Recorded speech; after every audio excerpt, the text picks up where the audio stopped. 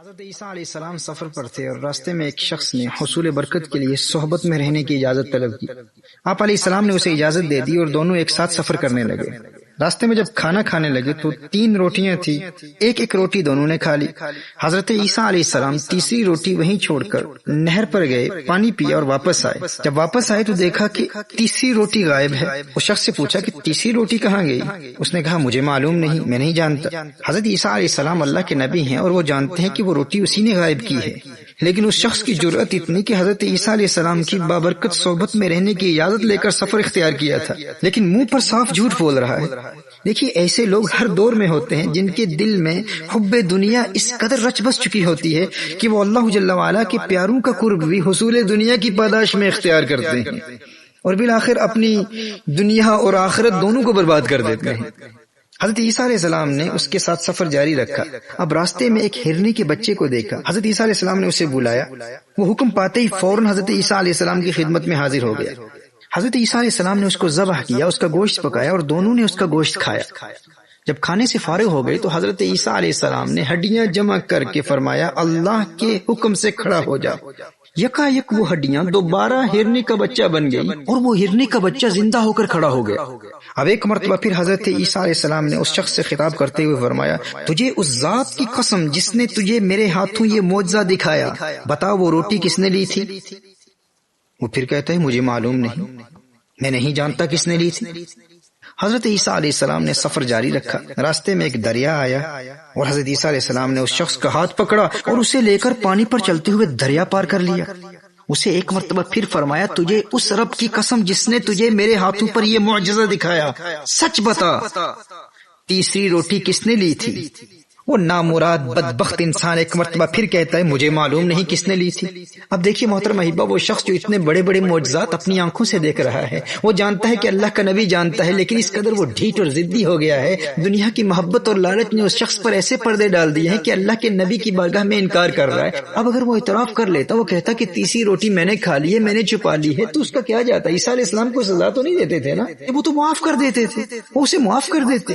لیکن یہ حب دنیا، حب مال کچھ انسانوں کو اس قدر ڈھیٹ اور ضدی اور اندھا بنا دیتی ہے کہ جب تک وہ پکڑے نہیں جاتے اس وقت تک اپنا گناہ قبول نہیں کرتے۔ وہ کہتے ہیں نا کہ لاتوں کے بھوت باتوں سے نہیں مانتے۔ ایسے لوگ دنیا کی ادنا سی چیز کے لالچ میں اللہ جل وعلا کے پیاروں کی بارگاہ سے مردود اور ذلیل اور رسوا ہو کر اپنی دنیا بھی برباد کرتے ہیں اور اپنی آخرت بھی برباد کر دیتے ہیں۔ اور اس کا بنیادی سبب کیا ہے؟ اسی ملعونہ دنیا کی محبت۔ نبی کریم صلی اللہ علیہ وآلہ وسلم نے ارشاد فرمایا الدنیا ملعونۃ ملعون ما فیها الا ما کان للہ منها، دنیا اور اس میں جو کچھ بھی ہے ملعون ہے مگر اس میں سے جو اللہ کے لیے ہو۔ اللہ اکبر۔ اور ابن ابی الدنیا نے نقل کیا ہے کہ نبی کریم صلی اللہ علیہ وآلہ وسلم نے ارشاد فرمایا حب الدنیا رأس کل خطیہ، ہر گناہ کی اصل دنیا کی محبت ہے۔ جو انسان دل سے دنیا کی محبت نکال کر زندگی گزارے وہ بڑی بڑی مصیبتوں سے بچ جاتا ہے اور اس کی دنیا بھی سنور جاتی ہے، آخرت بھی سنور جاتی ہے۔ اللہ جل وعلا ہمیں دنیا کی محبت سے بچائے۔ اب دیکھیے حضرت عیسیٰ علیہ السلام نے سفر جاری رکھا اور راستے میں ایک ویران صحرا آ گیا۔ حضرت عیسیٰ علیہ السلام نے کچھ ریت جمع کی اور فرمایا اے ریت اللہ جل وعلا کے حکم سے سونا بن جا۔ ریت نے حکم پر عمل کیا، اللہ جل وعلا کے نبی کا حکم تھا، ریت فوراً سونے میں بدل گئی۔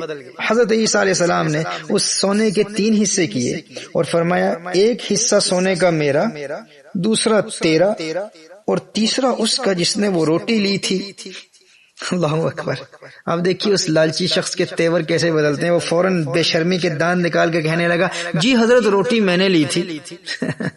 میرے دوستو یہ دنیا کی محبت ہے، یہ مال کی محبت ہے، یہ ایسی موذی بیماری ہے جو انسان کے باطن کو ایسا برباد کر دیتی ہے کہ وہ اپنی آنکھوں سے اللہ کے پیاروں کے معجزات اور پھر ولیوں کی کرامات دیکھنے کے باوجود ٹکے ٹکے کی خاطر اپنے دین کا سودا کرنے میں شرم محسوس نہیں کرتا، اور دنیا کی محبت اس کی عقل پر ایسے پردے ڈال دیتی دیتی ہے کہ وہ اللہ کے پیاروں کی نظر میں بھی گر جاتا ہے اور ذلیل اور رسوا ہو کر مرتا ہے. اور ایسے ڈھیٹ قسم کے کم ظرف لوگ میرے دوستو ہر دور میں پائے جاتے ہیں. یہ نمونے ہر دور میں ہوتے ہیں. اور یاد رکھنا ایسے لوگ فقط دنیا داروں کے حلقوں میں نہیں ہوتے, اہل اللہ کے حلقوں میں بھی کثرت سے پائے جاتے ہیں. اور وہ اللہ والوں کے حلقوں میں آخرت کی تیاری کے لیے نہیں آتے, وہ اہل اللہ کے حلقوں میں بھی شامل ہوتے ہیں تو دنیا کمانے کی خاطر. دنیا کی محبت ان کے قلوب میں اس قدر رچ بس چکی ہوتی ہے کہ وہ اللہ کے پیاروں کے, اللہ کے ولیوں کے حلقوں میں اپنے دلوں کو دنیا کی محبت سے پاک کرنے کے لیے نہیں بلکہ دنیا کی اس محبت کو مزید تقویت دینے کے لیے اور دنیاوی خواہشات کی تکمیل کے لیے اللہ کے ولیوں کی بارگاہ میں حاضر ہوتے ہیں, اللہ کے نبیوں کی بارگاہ میں حاضر ہوتے ہیں, اللہ کے پیاروں کی بارگاہ میں حاضر ہوتے ہیں. جیسے میں نے کہا یہ لوگ ہر دور میں پائے جاتے ہیں. ان کی نیت شروع سے ہی بری ہوتی ہے. محترم احبہ, ایسے کم ظرفوں کی بربادی کی بنیاد حب دنیا ہے, دنیا کی محبت ہے, مال کی محبت ہے, جاہ کی محبت ہے. وہ یا تو شہرت اور نام و نمود کے بھوکے ہوتے ہیں یا دولت کے بھوکے ہوتے ہیں, اور یہ بھوک ان میں نفاق پیدا کر دیتی ہے. دل میں اور بات ہوگی اور زبان پر اور بات ہوگی. نبی کریم صلی اللہ علیہ وآلہ وسلم نے ایسے ہی سگانے دنیا کے متعلق ارشاد فرمایا نا, حب المال والشرف ينبتان النفاق كما ينبت الماء البقل. امام بیہقی نے اس روایت کو سنن کبریٰ میں روایت کی ہے. نبی کریم صلی اللہ علیہ وآلہ وسلم ارشاد فرماتے ہیں, مال اور شرف کی محبت دل میں اس طرح منافقت پیدا کر دیتی ہے جیسے پانی سبزی اگاتا ہے. یعنی جتنا پانی ڈالتے چلے جائیں گے سبزی میں اتنا ہی اضافہ ہوتا چلا جائے گا. اسی طرح دنیا کے پیسے اور دولت کی جتنی محبت دل میں ہوگی اتنی منافقت بڑھتی چلی جائے گی, یہاں تک کہ وہ شخص منافقت میں اس قدر گر جائے گا کہ اللہ جل وعلا کے نبی جن کے معجزات اس نے اپنی آنکھوں سے دیکھے ہیں, ایسے نبی کے سامنے بار بار جھوٹ بولے گا اور سچ بھی بولے گا تو اس وقت جب اسے 4 پیسے کا فائدہ نظر آئے گا. یہ دنیا کی محبت اس قدر انسان کے اندر منافقت پیدا کر دیتی ہے. اللہ جل وعلا اس نفاق سے ہمیں بچائے اور حب دنیا, حب مال, حب جاہ سے محفوظ رکھے. اللہ ہمارے دلوں میں آخرت کا پیار پیدا فرما دے, فکر آخرت پیدا فرما دے. میرے دوستو, حضرت عیسیٰ علیہ السلام نے اس شخص سے فرمایا, یہ تینوں حصے تم ہی لے لو, تمہیں مبارک ہو یہ دنیا کی دولت. حضرت عیسیٰ علیہ السلام اس شخص کو وہیں چھوڑ کر آگے روانہ ہو گئے. اب وہ شخص اتنا سونا ملنے پر بہت خوش ہوا, لیکن پھر کیا ہوتا ہے, 2 آدمیوں نے اسے سونے کے ساتھ دیکھا تو ارادہ کیا کہ اسے قتل کر کے اس کا سونا چھین لیں گے اور آپس میں تقسیم کر لیں گے. تو اس شخص نے کہا, مجھے قتل نہ کرو, میری جان بخشو, ایسا کرتے ہیں کہ ہم تینوں سونا تقسیم کر لیتے ہیں, آپس میں ہم سونا تقسیم کر لیں گے. ہم میں سے ایک جائے اور بازار سے کچھ کھانا لے کر آئے, ہم کھانا کھائیں گے اور کھانا کھانے کے بعد سونا تقسیم کر لیں گے. اب ان تینوں میں سے ایک شخص بازار جاتا ہے کھانا لینے کے لیے, لیکن فوراً دنیا کا لالچ, دنیا کی محبت اس پر غالب آ جاتی اور اس نے کھانے میں زہر ملا دیا اس نیت سے کہ جب میں واپس جاؤں گا ان کو کھانا دوں گا, وہ کھانا کھائیں گے, مر جائیں گے, سارا سونا میں قبضے میں لے لوں گا, سارا سونا میرا ہو جائے گا.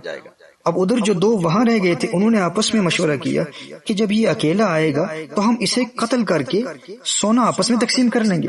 چنانچہ جیسے ہی وہ کھانا لے کر پہنچا تو ان دونوں نے مل کر اس ایک کو قتل کر دیا, اور قتل کرنے کے بعد یہ دونوں مل کر وہ زہر ملا کھانا کھانے لگے اور بالآخر ان کی بھی موت واقع ہو گئی اور وہ سونا وہیں پڑا رہ گیا.